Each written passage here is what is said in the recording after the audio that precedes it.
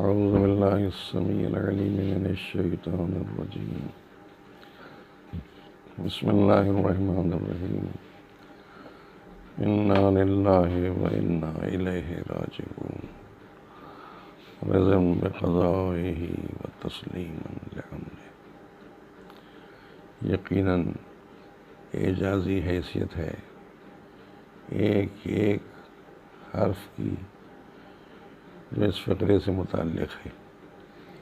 پورا فقرہ خود ایک اعجازی شان رکھتا ہے، اس لیے کہ قرآن مجید میں جتنے بھی الفاظ استعمال ہوئے ہیں ان کو اعجازی شان سے الگ نہیں کیا جا سکتا. زندگی میں قرآن مجید اور اس کے کلمات کو اس طرح کہ ہم اسے اپنی زندگی میں ڈھال لیں، ایسے افراد ملیں گے جنہوں نے اپنی زندگی کا کمال اس طرح سے پیش کر دیا دنیا میں. لیکن جس کا ایک ایک لفظ کسی واقعے کی تفسیر بن جائے، یہ کچھ مخصوص ہی کلمات ہیں، اور خصوصیت کے ساتھ وہ کلمات کہ جو اس کی زبان پہ آئے کہ جو نبی کا نواسا تھا، زہرا کا لاڈلا تھا، علی کا فرزند. کہنے والوں نے، استعمال کرنے والوں نے اس فقرے کو بہت استعمال کیا. ترجیح کا فقرہ کہلاتا ہے، لیکن خصوصیت کے ساتھ کربلا کے جنگل سے یہ لفظ مخصوص ہو گیا. ذات حسین گرامی سے یہ لفظ مخصوص ہو کے رہ گئے. بہت سے گزرے ہیں کہنے والے دنیا میں انا للہ و انا الیہ راجعون. یقیناً زبان پہ یہ کلمات بھی ہوتے تھے اور ذہن اور فکر کی گہرائیوں میں یہ خیال بھی ہوتا تھا کہ ہم اللہ ہی کے لیے ہیں اور ہماری بازگشت اللہ ہی کی طرف ہے. لیکن جن حالات، جس ماحول اور جس شان سے حسین ابن علی کی زبان پر یہ فقرے آئے ہیں، اس شان سے کسی اور کی زبان پر نہیں آئے. کربلا میں کوئی ایسا دوسرا شہید نہ ملے گا، تاریخ شہادت و انسانیت میں کوئی ایسا شہید اور جان دینے والا نہ ملے گا. نبی کے نواسے نے ان فقروں کو صرف زبان پہ اس لیے جاری نہیں کیا کہ یہ قرآن کے الفاظ ہیں، خدا کا کلام ہے. نئے لفظوں کو اپنی زبان سے اتنا قریب، ذہن و فکر سے اتنا قریب کر لیا گویا یہ فقرے ایسے ہیں کہ جسے حسین خود بول رہے ہیں. آج عاشور کا دن ہے. حسین ابن علی کربلا کے جنگل میں اکیلے ہو گئے، مگر حسین کے ساتھ جب یہ فقرے استعمال ہوتے ہیں تو تاریخ اس بچے کو نہیں بھلا سکتی جو حسین کے ہاتھوں پہ تیر کھا کے شہید کر دیا گیا تھا. صبح عاشور سے لے کے عصر عاشور تک خون کا دریا بہتا رہا کربلا میں. پیاس کا طوفان سامنے سے گزرتا رہا. بچے التش کی صدائیں بلند کرتے رہے. بہت نازک منزل تھی جب عباس کے ہاتھوں میں سوکھا ہوا مشکیزہ تھا. دوش پہ اس مشکیزے کو لے کے علمدار جب چلا ہے فرات کی طرف تو بچوں کی تمنائیں جاگ اٹھی تھیں. ارادے بلند ہو چکے تھے. اب پانی ہم سے قریب ہے، ہم پانی سے قریب ہیں. لیکن کیا خبر تھی کہ عباس پیاس سے شہید ہو جائیں گے. عباس کی مشک زمین پہ گرے گی تو پانی کا ایک ایک قطرہ آپس میں ایک دوسرے سے جدا ہو جائے گا. سکینہ پیاسی تڑپتی رہ جائے گی. صبح عاشور عجیب منظر تھا. حسین نے علی اکبر کو حکم دیا تھا اذان کے لیے۔ اللہ اکبر کی صدا اکبر کی زبان سے بلند ہوئی، اور اس کے بعد پیاسوں نے صفیں بنائی، حسین کے پیچھے نماز ادا کی، نماز صبح ادا کی گئی۔ تقریباً 50 بہادر مجاہد سپاہی حسین کے صبح عاشور اس حملے میں شہید ہو گئے، جس حملے کا آغاز پسر سعد ظالم کی کڑکتی ہوئی تلوار سے ہوا۔ ظالم نے تلوار ہاتھ میں لی اور یہ کہا، فوج والوں گواہ رہنا، حاکم کے سامنے گواہی دینا، سب سے پہلا تیر میں نے پھینکا ہے حسین کی طرف۔ جنگ کا آغاز ہو گیا۔ وہ وقت بھی آیا کہ جب حسین خیمے کے دروازے کی طرف چلے، یہ کہتے ہوئے، رباب کیا کوئی بچہ پیاسا مر گیا؟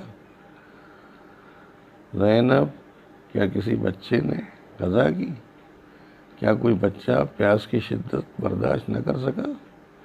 یہ وہ وقت تھا کہ جب ننھا بچہ پیاس سے تڑپ رہا تھا، حسین مقتل میں تھے، اور پیاس کی شدت لمحہ بلمحہ بڑھتی چلی جا رہی تھی۔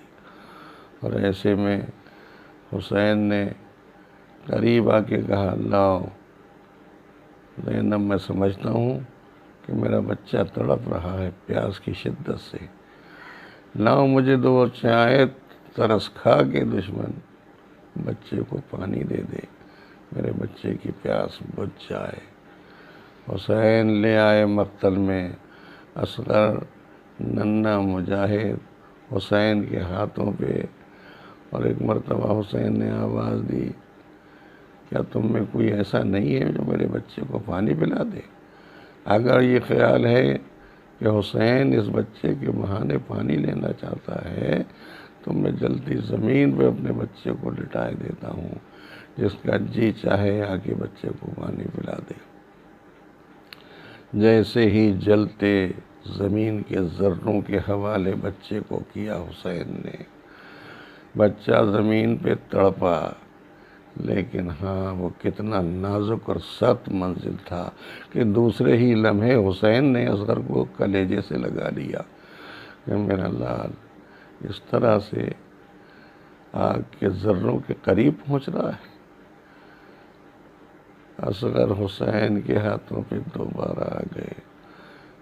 حسین لے کے پہنچے ہیں فرات کے کنارے کہ تم گواہ رہنا، میرا بچہ پیاسا ہے اور میں پیاسا ہے۔ لیکن وہ وقت آ گیا کہ ظالم اس انتظار میں بیٹھا تھا کہ مجھے حملہ کرنے کا موقع ملے۔ پسر سعد نے اشارہ کیا، اقطع کلام الحسین، حسین کے کلام کو قطع کر دیا جائے۔ کس سے کہا؟ حرملہ ملعون، جو انتظار میں بیٹھا تھا کہ اس بچے کو دنیا کی صفحہ ہستی سے مٹا دیا جائے۔ 3 بھال کا تیر چلے کمان میں جوڑا گیا اور پوری طاقت سے ظالم نے اصغر کی طرف تیر کو رہا کیا۔ فانقلب الصبی علی ید الامام، حسین کے ہاتھوں پہ 3 دن کا پیاسا بچہ تڑپ کے رہ گیا۔ اصغر کا گلا چھد گیا، من کا ڈھل گیا، اور ایسے میں پیاسے بچے کو مردہ شکل میں شہید ہونے کے بعد حسین لے کے چلے اور خیمے کے دروازے کے قریب آئے۔ رباب اپنی امانت لے لے۔ رباب سے پہلے سکینہ خیمے کے دروازے پہ آ گئی اور آنے کے بعد کہا، بابا کیا میرے بھیا کو پانی مل گیا؟ ارے میں تو سوچتی تھی کہ بھیا کو پانی ملے گا تو سکینہ کی پیاس بھی بجھ جائے گی، کیا بابا ایسا ہی ہوا ہے؟ حسین نے ابا کا دامن الٹ کے دکھایا۔ ارے اصغر کی کیفیت یہ ہے بیٹا سکینہ، ارے ننھا بھیا دنیا سے رخصت ہو گیا۔ ارے تڑپ کے سکینہ نے آواز دی، اماں میرا بھیا شہید کر دیا گیا، دنیا سے میرا بھیا رخصت ہو گیا۔ اتنا کہنا تھا کہ رباب نے ایک فقرہ اور عجیب و غریب فقرہ جو ایک مسلسل تاریخ بن گیا اور ہمیشہ بنا رہے گا۔ ارے کیا میں سمجھتی تھی کہ ایسے بچے نہر کر دیے جائیں گے، لیکن ہاں یہ کربلا کا نرالا دستور ہے۔